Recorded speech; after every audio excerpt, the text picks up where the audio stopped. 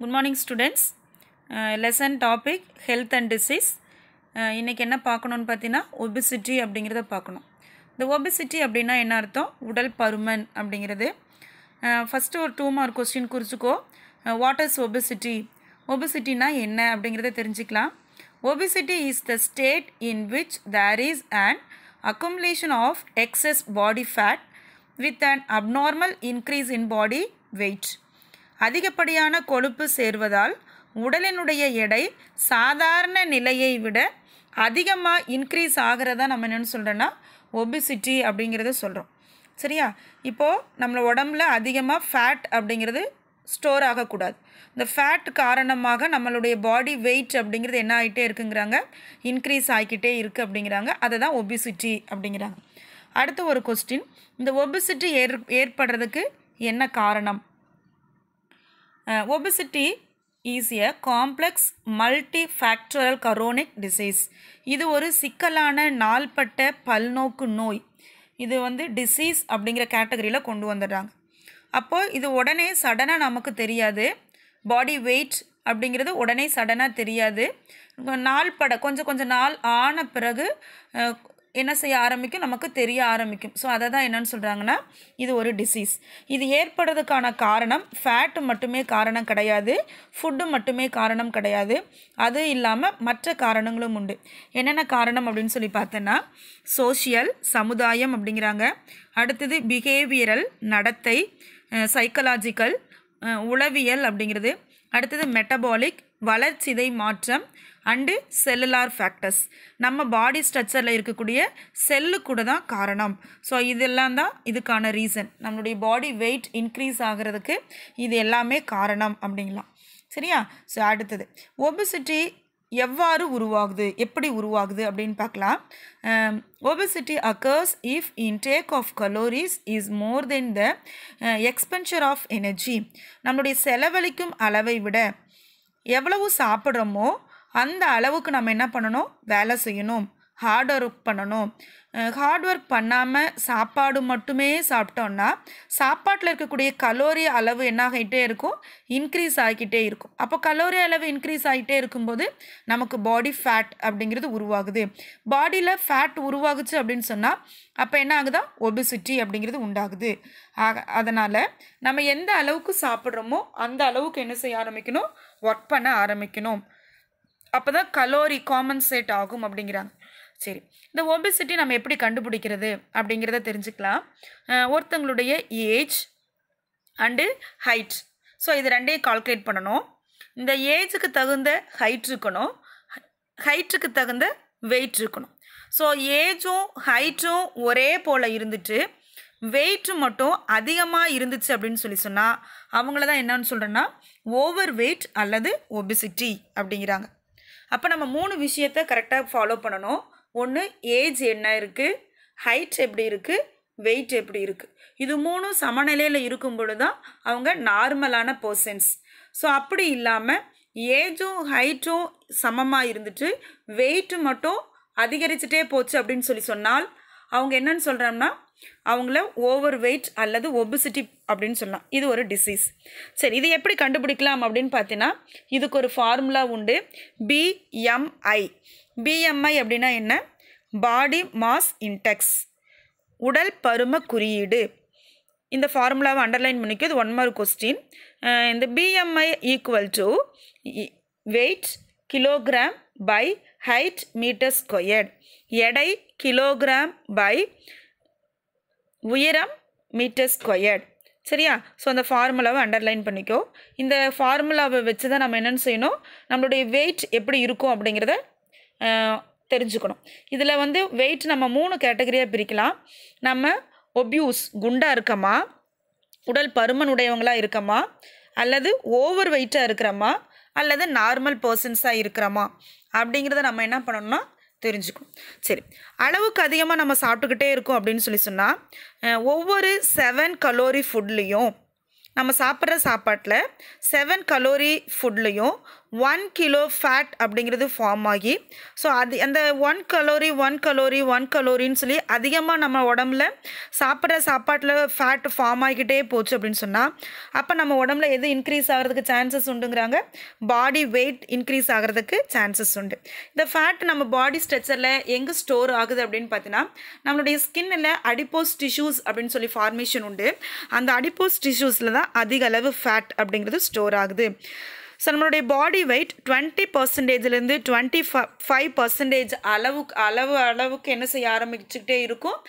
இந்த ஃபேட் அப்படிங்கிறது நம்ம பாடியில் ஸ்டோர் ஆகிக்கிட்டே இருந்துச்சுன்னா நம்ம அதிக அளவு குண்டாக இருக்கிறோம் அப்படிங்கிற அர்த்தம். ஸோ 10%க்கு எடையை விட அதிகமாக இருந்தோம் அப்படின்னு சொல்லி சொன்னால் அப்போ நம்ம என்னன்னு சொல்கிறாங்கன்னா 10%க்கு மேலே போயிட்டோன்னா ஓவர் வெயிட் அப்படிங்கிறாங்க.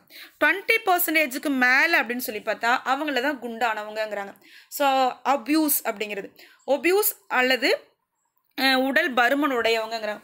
இந்த 10%க்கு குறைவாக இருக்கிறவங்கள என்ன சொல்லணும்னு பார்த்தீங்கன்னா ரொம்ப லீனாக இருக்காங்க அப்படின்னு சொல்லலாம். சரியா? ஸோ அடுத்தது பார்த்தீங்கன்னா காசஸ் அண்ட் ரிஸ்க் ஃபேக்டர்ஸ், காரணங்கள் மற்றும் ஆபத்து காரணிகள்.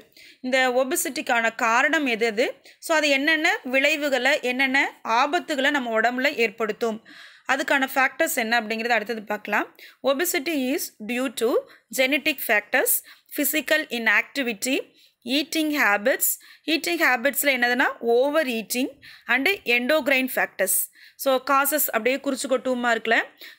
ஜெனட்டிக் ஃபேக்டர்ஸ்னால் என்ன அர்த்தம்? மரபியல் காரணிகள். நம்ம வீட்டில் யாராவது குண்டாக இருந்தாங்கன்னா அவங்களுடைய ஜீன் நம்மளுடைய பாடிக்குள்ளேயும் இருக்கும். நம்மளுடைய ஜெனரேஷனில் யாராவது குண்டாக இருந்தாங்கன்னா அவங்களுடைய ஜீன் நம்மளுடைய பாடிக்குள்ளேயும் இருக்கும்.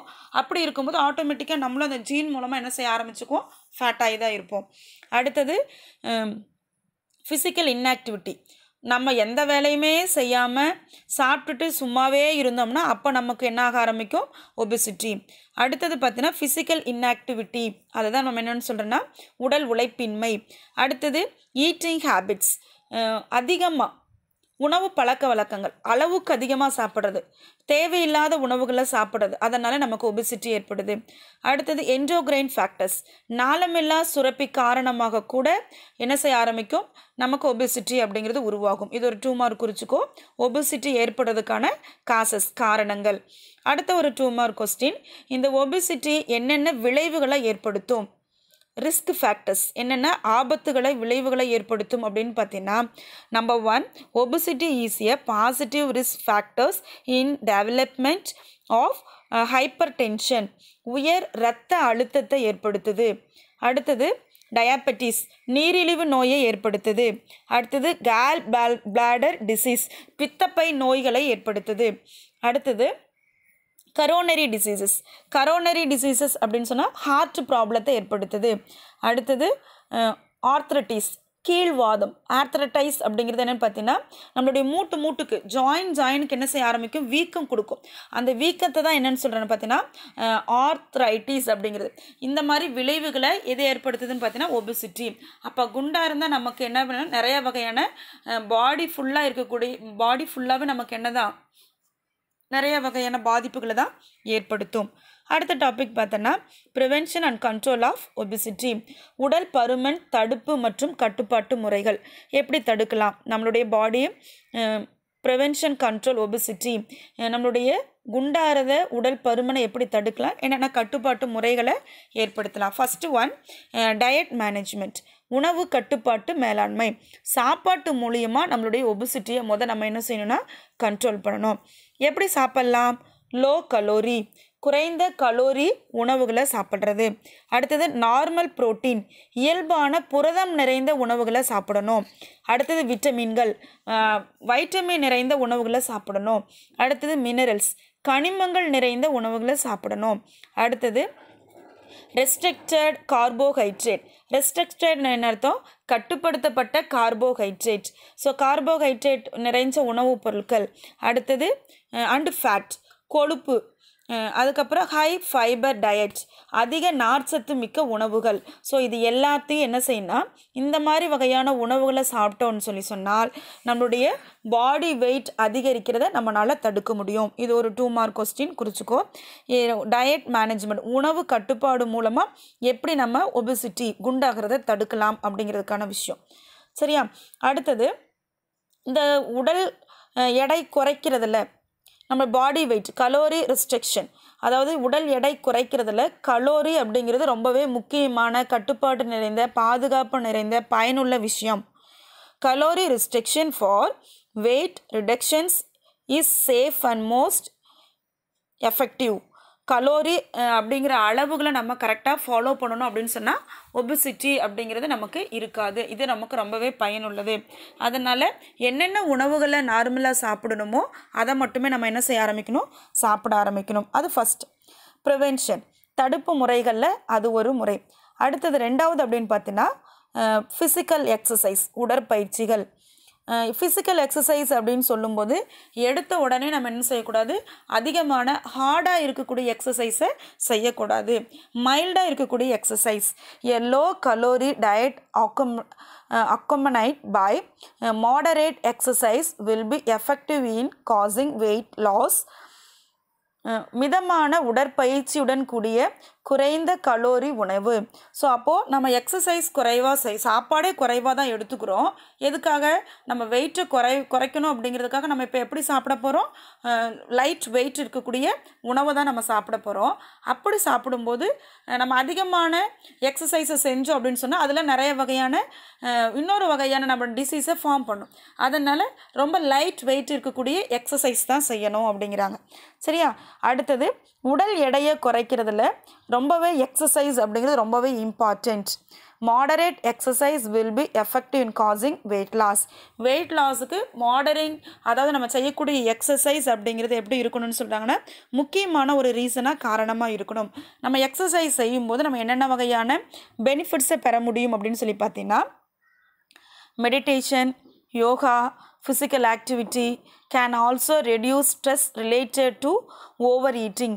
மன அழுத்தம் காரணமாக அதிகப்படியான உணவு சாப்பிட்டாலும் சரி, ஸோ அதிகப்படியான உணவு சாப்பிடும்போது நமக்கு என்ன ஆக ஆரம்பிக்கும், நமக்கு நிறையா ஃபேட் அப்படிங்கிறது ஸ்டோர் ஆகிக்கிட்டே இருக்கும். ஸோ அப்போ நம்ம அந்த எக்ஸசைஸ் சரியாக என்ன பண்ண முடியாது, செய்ய முடியாது அப்படிங்கிறாங்க. அடுத்தது நிறைய மெடிடேஷன், தியானம் பண்ணணும், யோகா செய்யணும். சரியா? ஸோ அடுத்தது நிறைய ஹார்ட் ஒர்க், வீட்டு வேலைகளும் சரி அல்லது நமக்கு கொடுக்கக்கூடிய ஒரு சின்ன சின்ன ஒர்க்குகளையும் நம்ம செய்யும் பொழுது நமக்கு ஒபிசிட்டி அப்படிங்கிறது நம்ம பாடியில் ஃபார்ம் ஆகாது. அப்போ ப்ராப்பர் எக்ஸசைஸ், அதுக்கு தான் மேக்ஸிமம் நம்ம டாக்டர்ஸ் கவுன்சிலிங் போகும்போது அவங்க சொல்லக்கூடிய விஷயங்கள் வாக்கிங் போங்க அப்படின்னு சொல்லுவாங்க, ரொம்ப இயர்லியாக போங்க.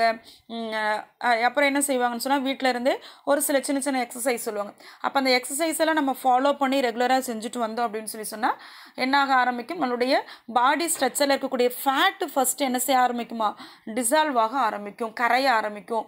ஃபேட்டு கொஞ்சம் கொஞ்சமாக குறைய குறைய நம்மளுடைய பாடி வெயிட்டும் என்ன செய்ய ஆரம்பிக்கும், மாற ஆரம்பிக்கும்.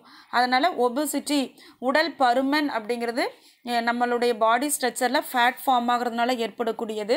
ஸோ அந்த ஃபேட்டை நம்ம குறைச்சோம் அப்படின்னு சொன்னால் உணவுகள் மூலமாகவும் குறைக்க முடியும், எக்ஸசைஸ் மூலமாகவும் குறைக்க முடியும். அப்படி குறைக்கல அப்படின்னு சொன்னால் இது ஒரு வகையான டிசீஸை ஏற்படுத்தும். அப்படி டிசீஸை ஏற்படுத்தும் போது நார்மல் பாடி ஸ்ட்ரக்சரில் இருக்கக்கூடிய நம்ம ஒரு டிசீஸ்க்குள்ளே போகக்கூடியவங்களாக மாற முடியும். அதனால் ஸோ நம்ம என்ன செய்யணும், நம்ம சாப்பிட்ற சாப்பாட்லேயும் சரியான அளவுகள் இருக்கணும், சரியான உணவை எடுத்துக்கணும். ஸோ சரியான உணவுக்கு தகுந்த ஒர்க்கு இருக்கணும். அப்படி இருக்கும்போது நமக்கு இந்த வகையான டிசீஸை நம்ம தவிர்க்க முடியும். சரியா? ஓகே, நாளைக்கு நம்ம அடுத்த கிளாஸில் நம்ம அடுத்த டாபிக் பார்க்கலாம். இது வரைக்கும் இருக்கக்கூடிய பகுதிகளை என்ன செய்யுங்க, மறுபடியும் ரீகால் பண்ணி பாருங்கள், கொஸ்டின்ஸ் குறித்து வச்சுக்கோங்க. ஸோ நெக்ஸ்ட் கிளாஸில் அடுத்த டாபிக் பார்க்கலாம். தேங்க்யூ.